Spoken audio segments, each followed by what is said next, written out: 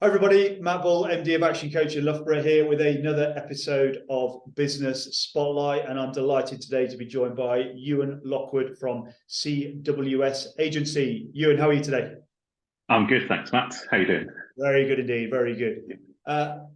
Just start us off, Euan, please just tell the viewers a little bit about who you are, what your business does and your role in the business, please. Sure, yeah. So Euan Lockwood, as you said, I'm part of CWS Agency. I'm a co-owner of it. So myself and my business partner, Paul, we set it up back end of 2016. Essentially, we help clients engage with their audiences, and that's through digital marketing, branding, and the web. So sort of from running paid ads, digital paid ads campaigns to creating digital products and web applications or anything that delivers huge value to clients, just helping them to engage with their customers and meet their needs. Amazing, amazing. First question I always ask everybody, Euan, success means different things to different people. Yeah. What does it mean to you? Yeah, it's a big question, isn't it? I think there's the individual thing in terms of, I think a lot of it's around identity, finding out who we are, in terms of the core stuff of, what makes us unique and sort of leaning into that. And that obviously then affects every aspect of life. So, I think trying to get to that place in life where you are who you are and, you own that and lean into it. And I think how that then, you can look at it from a business perspective as well. As an agency, there's plenty of digital marketing agencies out there, but everyone's unique and we bring that uniqueness to it. So I think trying to understand ourselves that we might be able to sort of lean into that and actually I guess connect with people who connect with us in that sort of way, and help them in whatever problems that they're dealing with. I think that's pretty universal, as any business and how we do that. And it's I think that's it's not necessarily straightforward, but there's some things that you can do to get to that place of just knowing who you are and leaning into it. Brilliant, brilliant. You said that you started the business in 2016. What was it at the time then that drove you to get together and start the business? Sure. We so I've known Paul for quite a few years now.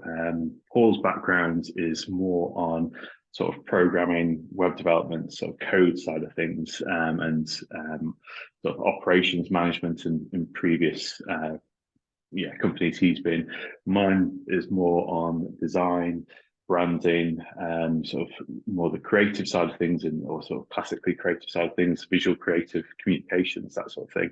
I think we collaborated on a couple of projects just quite informally previously, me on the design side of things and him on the coding side of things.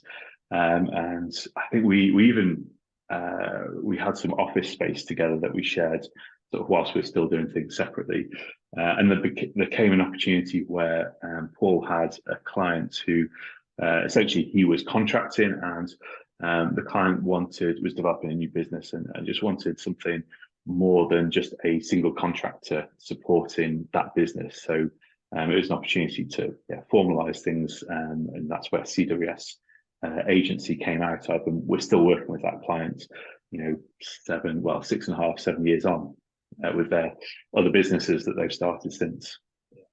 And over the course of the now 7 years, nearly probably, given on when you started, when exactly you started it. Yeah. What's the biggest lesson you've learned along the way, Euan? Oh man, I think there's lots of lessons. I think for me personally, in that, I guess coming from a solo sort of freelance creative background, and having sort of just ownership of my own stuff and not having to do much interaction or collaboration really, that's being in a place where actually now collaboration and delegation, working together, empowering others, that's a real there's real power in that. Just that I think there's some leadership guy that talks about anything that is significant that we want to achieve, it requires the help of someone else, and being able to let go of things. I think especially where, maybe where there's an element of perfection, it's still things I'm working on, being able to, delegate and empower those in the team, those around us, even with the clients that we're working with, being able to sort of work together in that sort of aspect rather than, I don't want to be the bottleneck in things. I'm sure I am in certain ways, and a lot of my learnings around trying to get out of my way and get out of the way of what success looks like for the business. Yeah, very cool, very cool.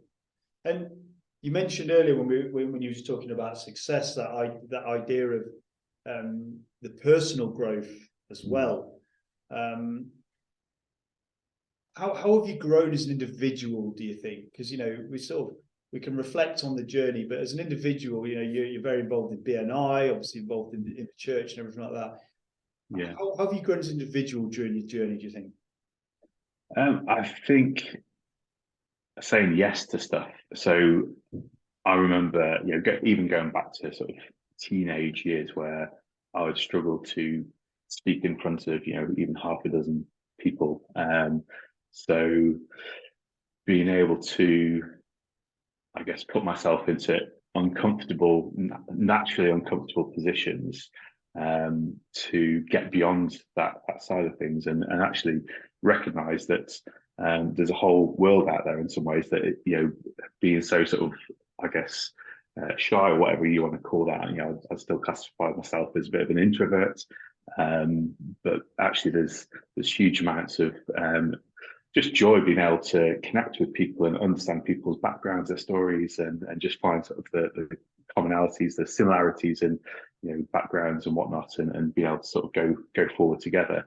Which if I don't think I'd have got to that sort of position without sort of stepping out into something that at the time was probably quite uncomfortable, whereas now it's less of an issue. So speaking in front of a group of people at BNI or the church itself, it's whereas that used to crush me with sort of fear, and that's something that's really it just feels a lot more natural now, and that's actually something that I quite enjoy, even though there's still those sort of things that still a little bit of element of fear there.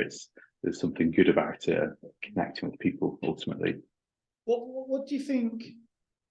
Because most people who may classify themselves as introverts, whatever it is, find that we just not do anything about it. Yeah.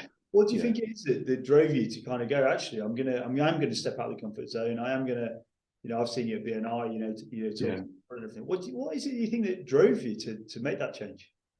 Probably the people around me at any given moment.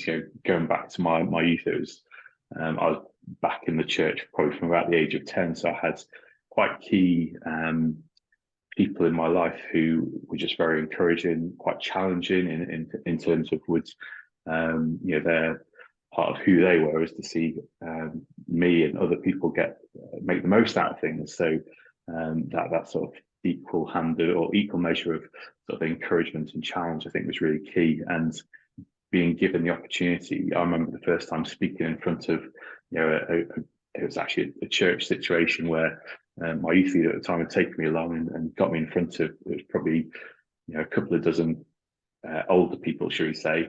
I absolutely fluffed it. I was stammering, I was all over the place. I couldn't sort of bring any sort of clear thoughts into my mind, let alone communicate those things. But the fact that person gave me the opportunity to make that mistake was, I think, a really powerful thing, which we still sort of struggle on sometimes in the things that we do, but it's that practice. It's being in front of just in front of people, being able to have opportunity, I guess. So the key people that I guess believe in you at different stages in life are really key. Even now, I think about my wife. She's probably we don't have kids, so we see ourselves in terms of this sort of fighting back to back. Always encouraging each other, supporting each other, sort of spurring each other on in whatever it is that we're doing. I think is really key. Amazing. How do you see business transforming in the next 3 to 5 years?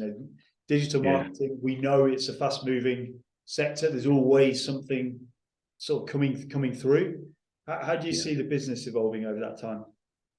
I think the obvious thing is sort of AI at the moment, and the prevalence of it, but also just the pace at which things are developing. So I think there's, you can either see it as a threat or see it as an opportunity. And there's, I'd say, even just anecdotally speaking to other people in digital marketing businesses, there's that sense of using it as a tool where it brings time savings, productivity gains. I think also the way it's bringing some sort of paradigm shift. That I was thinking about this in terms of how video production now, the cost to create a corporate video is zero.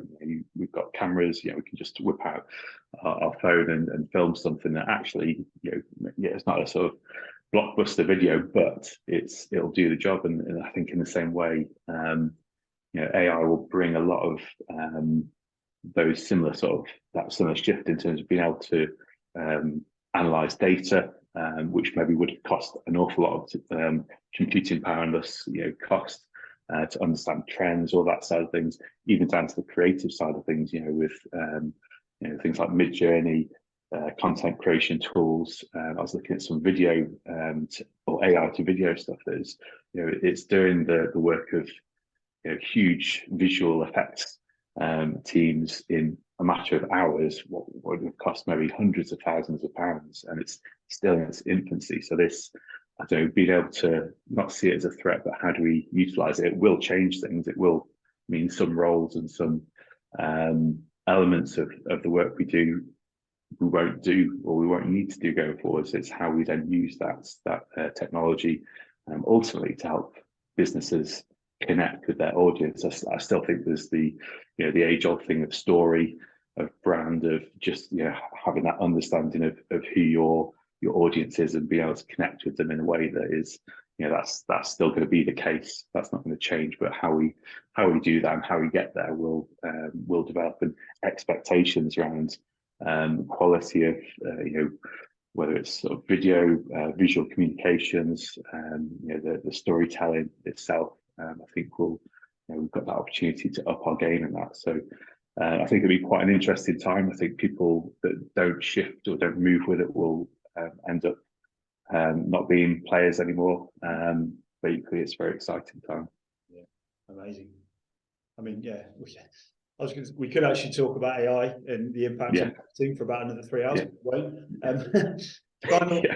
Final question.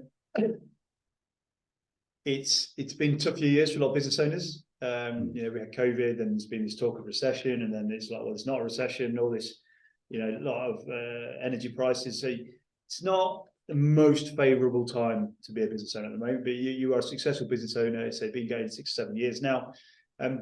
What advice would you give to a business owner out there at the moment, maybe who's a year or two old, thinking, man, like it's hard at the moment? What advice would you give business owners like that?